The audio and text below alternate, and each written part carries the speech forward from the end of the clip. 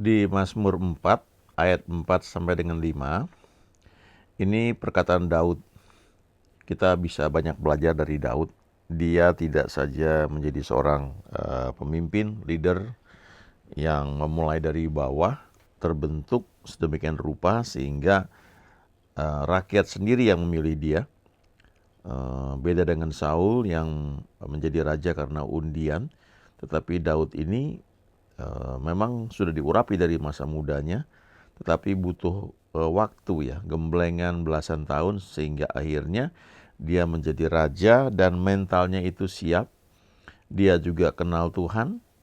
Dia nggak sempurna, dia pernah jatuh dalam dosa, tetapi kita bisa banyak belajar dari Daud dan juga dikenal sebagai salah seorang yang berkenan kepada Tuhan. Salah satu yang diajarkan itu ada di Mazmur ini, Mazmur 4 ayat 4 sampai dengan 5. Nanti ada lagi di bagian lain. Tapi coba kita lihat ayat 4 dan 5 ini. Biarlah kamu marah, tetapi jangan berbuat dosa. Berkata-katalah dalam hatimu di tempat tidurmu, tetapi tetaplah diam.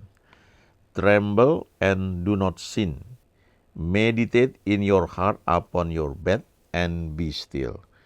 Jadi Daud ini mengerti bahwa kita mungkin bisa marah karena itu memang emosi, ya, bagian dari emosi yang memang ada dalam jiwa kita. Tetapi jangan berbuat dosa. Artinya marah itu dekat dengan dosa. Kalau tidak hati-hati kita bisa jatuh, ya, karena kemarahan, ya, karena sesuatu yang mengontrol kita, ya. Jadi dia bilang di sini, ya, mungkin marah gemetar, tetapi renungkan, ya, dalam hati dan jangan berbuat dosa, ya. Lalu di Mazmur 37, ini ayat yang terkenal, khususnya ayat 3 dan ayat 4, ya. Tapi coba kita baca dari ayat 1. Ini perkataan Daud juga. Jangan marah karena orang yang berbuat jahat, jangan iri hati kepada orang yang berbuat curang. Jadi Daud ini mengatakan, ya, jangan marah karena lihat ada orang yang nggak benar, ya. Lalu dikatakan di ayat 2, sebab mereka yang orang yang berbuat jahat itu, orang yang berbuat curang itu, segera lisut seperti rumput dan layu seperti tumbuh-tumbuhan hijau. Nah, ayat 3 dan ayat 4 ini seringkali kita kutip. Percayalah kepada Tuhan dan lakukanlah yang baik. Diamlah di negeri dan berlakulah setia dan bergembiralah karena Tuhan. Maka ia akan memberikan kepadamu apa yang diinginkan hatimu. Jadi instead of angry, ya, daripada marah, ayo bergembiralah kepada Tuhan, ya.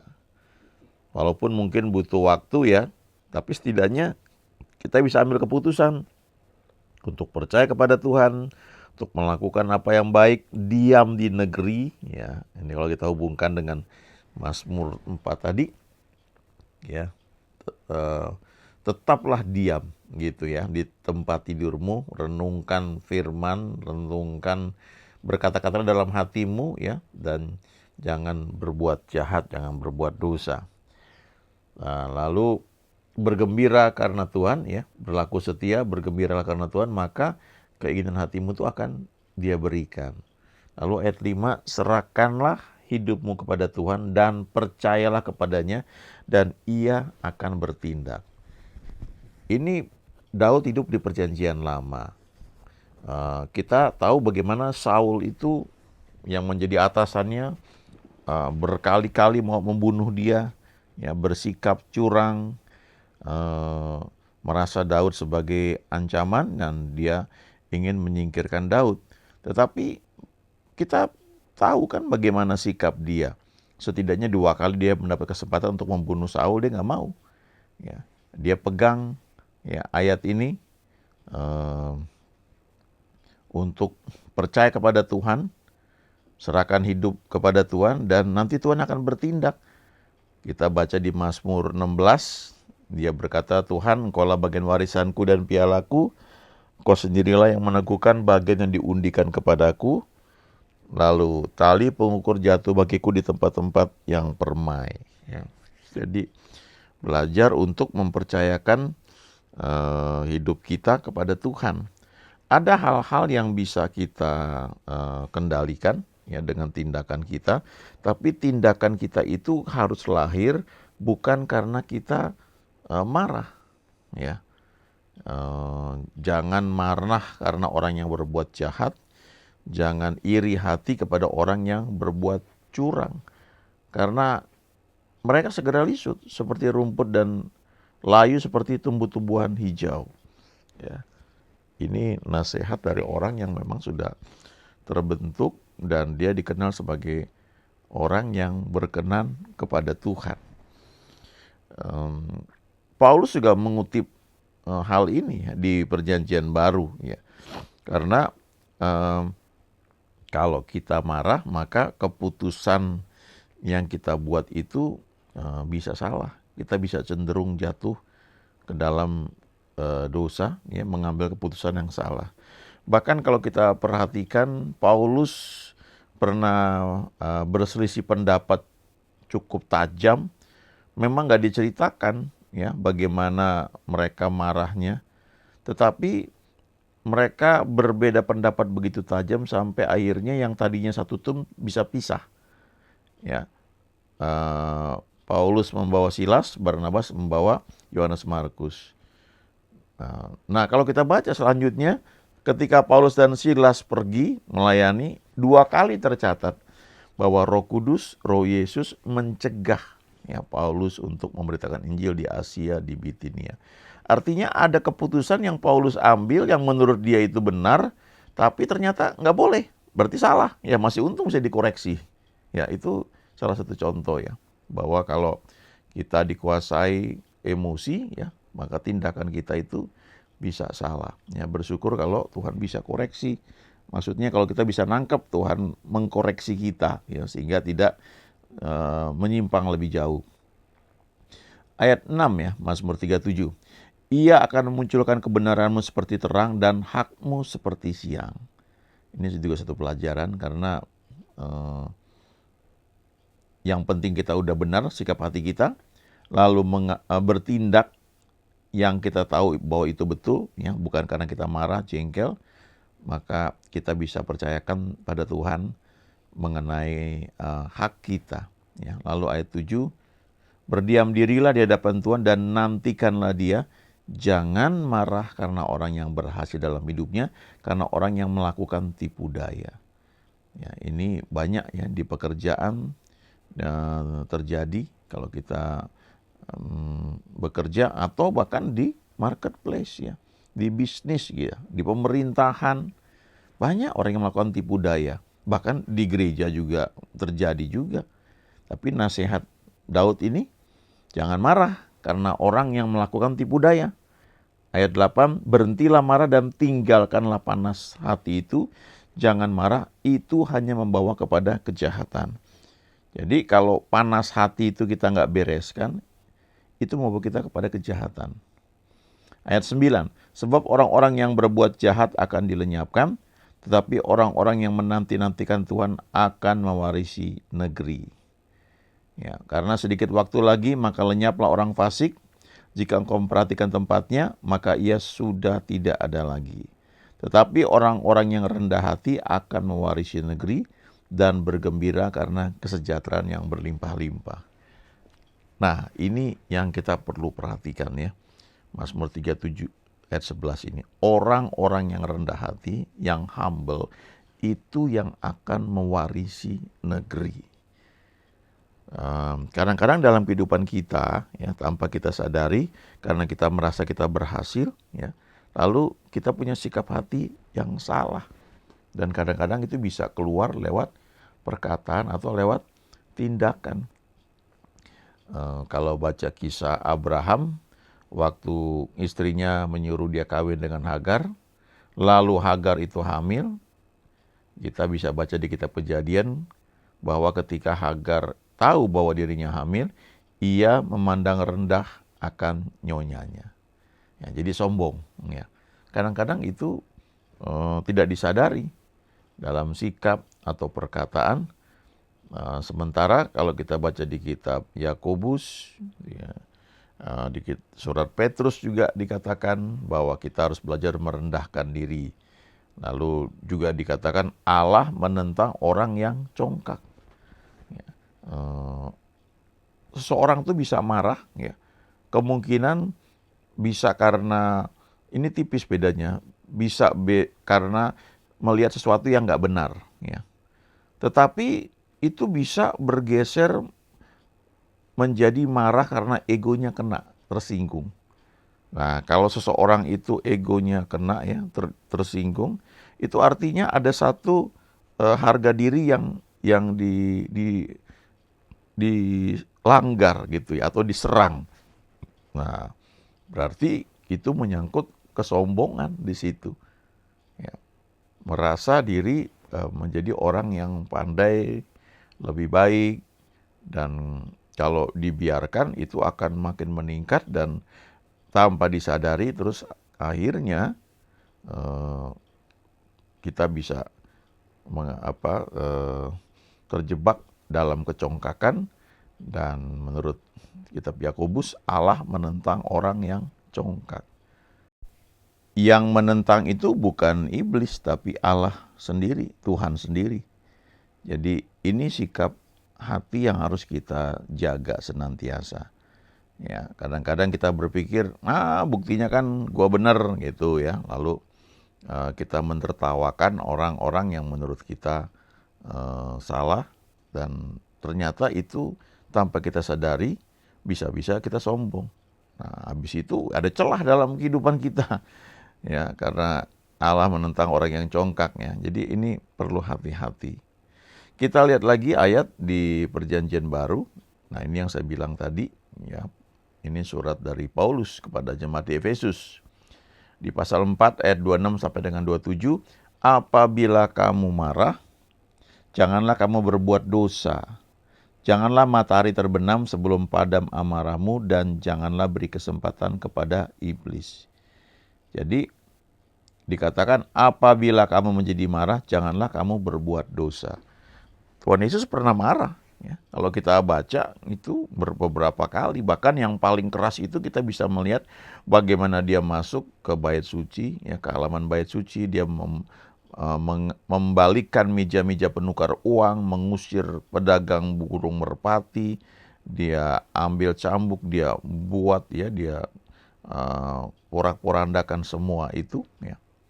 Itu dia marah, dia membersihkan bait suci. Nah, itu kalau kita buat di zaman sekarang itu bisa rame kalau kayak begitu, ya. Tapi ini contoh, ya, bahwa Yesus pun pernah marah tapi tidak berbuat dosa. Alkitab kan berkata bahwa ia dicobai dalam segala hal namun tidak berbuat dosa. Jadi waktu kita marah itu tipis gitu, ya, dengan batasnya dengan dosa, ya. Bisa marah itu tanpa berdosa, tapi bisa juga marah lalu jatuh dalam dosa. Dan itu kayak berjalan di pinggir jalan, ya. Kalau kamu di pinggir jalan, di pinggir jurang, ya. Apabila kamu menjadi marah, ya, kamu seperti berjalan di tepi jurang. Hati-hati, jangan sampai kamu jatuh, ya, ke dalam dosa. Dan itu batasnya tipis sekali. Lalu janganlah matahari terbenam sebelum padam amarahmu. Matahari, apalagi konteks zaman lalu ini, kalau dia bersinar, itu membuat kita bisa melihat segala sesuatunya. Dan kita bisa tahu mau jalan kemana, kita bisa lihat jauh ke depan karena terang benderang. Kalau malam, apalagi zaman dulu belum ada listrik kayak kita sekarang, sangat terbatas. Ya, bisa melihat paling-paling pakai pelita yang jaraknya cuma beberapa langkah di depan kita. Nah, itu membuat kita sulit untuk mengambil keputusan dan bisa salah mengambil keputusan. Jadi dikatakan janganlah matahari terbenam sebelum padam amarahmu. Lalu dikatakan janganlah beri kesempatan kepada iblis. Jadi waktu kita marah, emosi kita terpancing, itu ada celah dalam kehidupan kita yang mungkin kita nggak sadari. Waktu kita marah itu mungkin belum ada celah, tapi tipis dengan celah yang membuat iblis itu bisa masuk dan membuat kita jatuh ke dalam dosa, lalu kita bisa mengambil keputusan-keputusan yang salah. Ya, ada satu singkatan yang bagus yang halt. Halt itu artinya stop, berhenti. Ya, sebelum kamu bertindak, before you act, ya, before you make a decision, ya, sebelum kau membuat sebuah keputusan, coba perhatikan, are you hungry? Ya, are you angry? Are you lonely? Are you tired? Ya. Apakah Anda lapar? Apakah Anda atau kamu marah? Atau mungkin kesepian? Atau mungkin kecapean? Nah, ini 4 situasi ini sangat mempengaruhi kalau kita mengambil keputusan. Jadi disarankan take a self-care break, ya. Teduh dulu, tenang dulu, ya. Redakan dulu, kalau lapar makan dulu, ya. Kalau marah, angry, teduh dulu biar kamu nggak marah. Kalau kesepian juga kamu cari cara supaya kamu tidak merasa kesepian. Atau kamu capek, istirahat dulu, ya. Karena nanti akan mempengaruhi. Kalau kamu mengambil keputusan tuh bisa salah, ya. Apalagi keputusan-keputusan yang penting. Kita baca bagaimana Esau menjual hak kesulungannya kepada Yakub karena dia pulang habis berburu, dia lapar, ya, dia capek juga mungkin, lalu dia lihat ada masakan yang enak dibuat oleh adiknya, lalu dia bilang, boleh nggak nih? Lalu adiknya Yakub bilang, jual dulu hak kesulunganmu. Nah, Esau nggak mikir lagi, itu apa sih artinya lah. Kenapa? Karena dia sedang lapar, ya. Dia sedang kecapean, jadi keputusan dia ambil salah. Ya. Angry, kita baca Musa, bagaimana ketika dia marah, Tuhan menyuruh dia sebenarnya untuk berkata kepada gunung batu untuk mengeluarkan airnya. Tetapi karena dia sedang marah, dia pukul gunung batu itu dengan tongkatnya. Walaupun mujizat terjadi, tetapi dia kemudian tidak masuk tanah perjanjian. Ya, kenapa itu terjadi? Karena dia marah. Di kitab Mazmur dikatakan hatinya pahit. Karena hatinya pahit, dia teledor dengan kata-katanya, lalu tindakannya selanjutnya salah. Ini hal yang sangat-sangat penting, ya. Lalu kalau kita lonely, ya, kesepian, nah, ini hati-hati. Biasanya banyak terjadi kalau seorang wanita mungkin putus dari pacarnya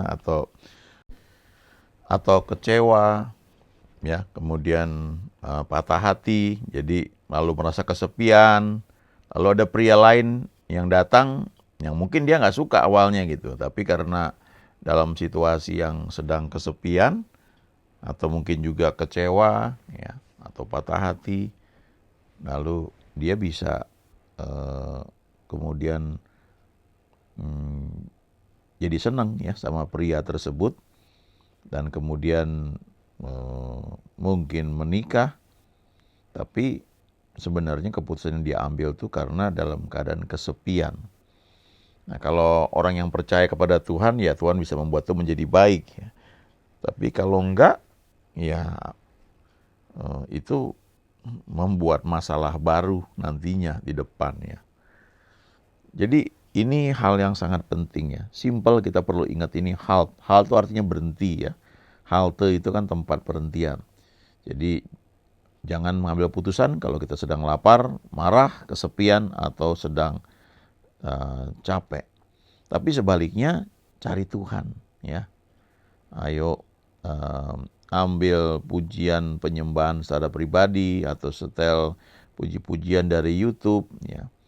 Arahkan hati kepada Tuhan, carilah Tuhan dan kekuatannya, carilah wajahnya selalu, sehingga keputusan-keputusan yang kita ambil itu keputusan-keputusan yang memang dalam suasana hati kita yang damai, dan kita bisa melihat lebih jernih, ya, apa yang harus kita putuskan, ya, apa yang harus kita lakukan.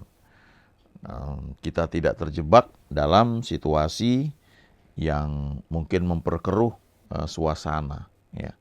Jadi cari Tuhan, teduhkan hati, ya, berdiam diri, biarkan Tuhan memberikan damai sejahtera buat kita, sehingga setiap tindakan atau keputusan yang kita ambil itu kita lakukan di dalam damai sejahtera Tuhan. Amin.